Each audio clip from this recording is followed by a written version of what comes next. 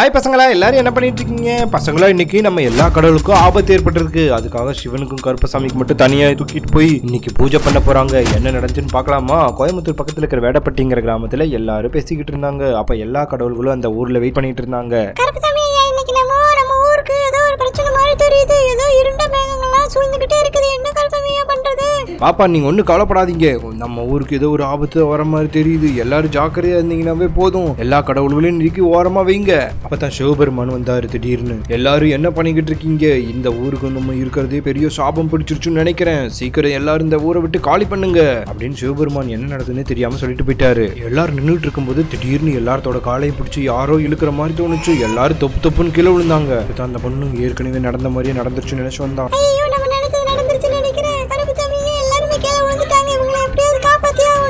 சரி பண்ணணும்னா நம்ம கருப்பசாமியை காப்பாத்தியே ஆகணும். கருப்பசாமி மட்டுமா நம்ம எப்படியாவது தூக்கிட்டு போவோம். கருப்பசாமி ஐயா எந்திரிங்க. கருப்பசாமி ஐயா எப்படியாவது தூக்கிட்டு போறோம். அந்த பொண்ணு ரொம்ப கஷ்டப்பட்டு அந்த கருப்பசாமி மட்டும் தூக்கிட்டு போய் அப்பதான் பக்கத்துல இருந்த அந்த பூசாரி வந்தாரு. எங்க ஊருக்கு வந்த 2 பூசாரிகள் மறுபடியும் இங்க விழுந்துட்டாங்க.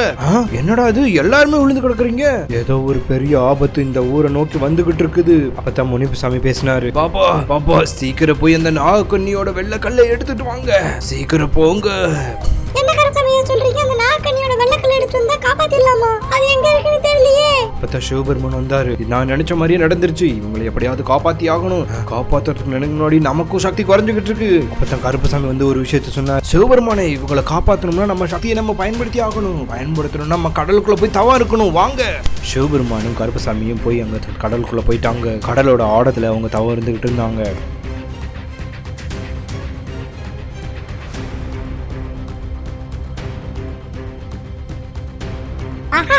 இதுதான் சரியான நேரம். சிவபெருமான் கருப்பசாமி, நீங்க கடலுக்குள்ள இருந்து வெளியே வரவே முடியாத அளவுக்கு நான் ஒரு வலை போட்டிருக்கேன். அப்படியே கடல்ல மூழ்கி சாக போறீங்க. சக்திமான், நீ வந்து இந்த விநாயகரை தூக்கிட்டு போ. இந்த விநாயகர் நமக்கு ரொம்ப ஆபத்தானவன். அப்பதான் சக்திமான் வந்து அந்த விநாயகர் தூக்கிட்டு போயிட்டாரு. சக்திமான், இனிமேல் என் பிடியில இருந்து நீ தப்பிக்க முடியாது. திடீர்னு சங்கிலி கருப்பு எந்திரிச்சு வேட்டைக்கு கிளம்பிட்டாரு. அவருக்கு சக்தி கொஞ்சம் கொஞ்சமா குறையறனால வேட்டைக்கு போறது ஆபத்து. இதெல்லாம் பார்த்த நாகக்கண்ணி வந்தாங்க. இந்த பிரச்சனையெல்லாம் சீக்கிரம் முடிவு கொண்டு வரணும், இல்லைன்னா இந்த உலகத்துக்கே ஆபத்தாயிடும். அப்பதான் அந்த நாகக்கண்ணி வளர்த்த அந்த ஆடு வந்துச்சு. முனியப்ப சாமி, என்ன பண்ணணும்னு சொல்லுங்க. நான் தான் அந்த நாகக்கண்ணி அனுப்புன ஆடு. சொல்லுங்க என்ன பண்ணணும்னு. அந்த நாகக்கண்ணியோட ஆடே, வந்ததுக்கு ரொம்ப நன்றி. நான் சொல்றத மறக்காம கேளு.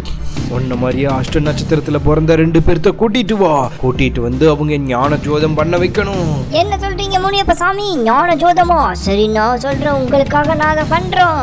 ஞான ஜோதம் பண்றதுக்கு நாங்கெல்லாம் தயாரா இருக்கோம் அப்படின்னு சொல்லிட்டு இந்த மாடுகள்லாம் வந்துச்சு. 2 மாடு வந்துச்சு. அதுல ஒரு மாட்டுக்கு கண்ணு தெரியல, ஒரு கொம்பு இல்ல.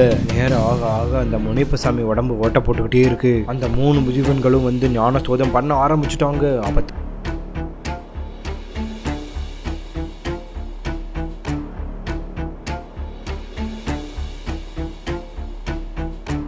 அந்த ஏலியனோட வளையங்கள் வந்து அந்த ஞானசோரம் பண்ற 3 பேர்த்தையும் அடிக்குது. அப்பதான் அந்த ஒரு ஆடு கண்டுபிடிச்சிருச்சு. முனியப்ப சாமி, நான் கண்டுபிடிச்சிட்டேன். சிவபெருமானையும் கருப்பசாமியும் அந்த ஆத்துக்குள்ள அந்த பல்லறைக்கு கட்டி போட்டு வச்சிருக்கோம். சீக்கிரம் நம்ம பசங்களை அனுப்பி அவங்கள மீட்டுட்டு வாங்க.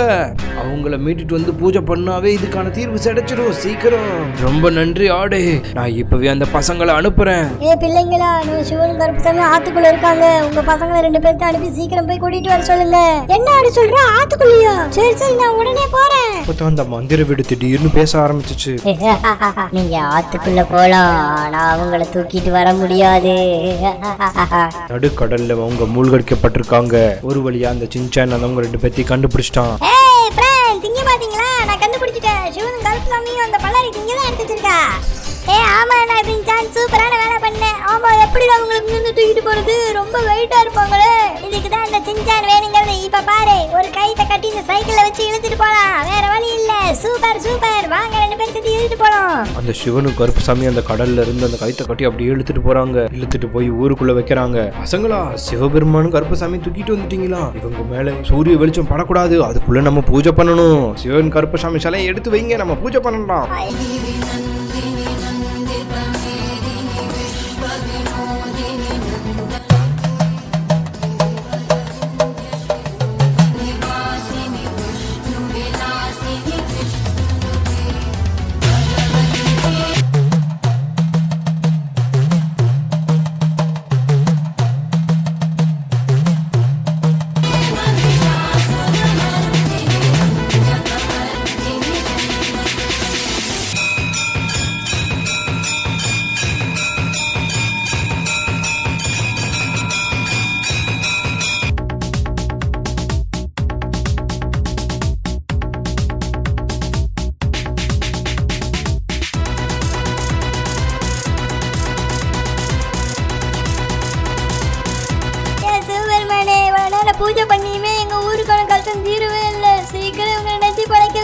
அப்பதான் அந்த யானை தோதம் பண்ண அந்த மாடு தான் உடம்புல சூட பூஜை எல்லாம் பண்ணுது.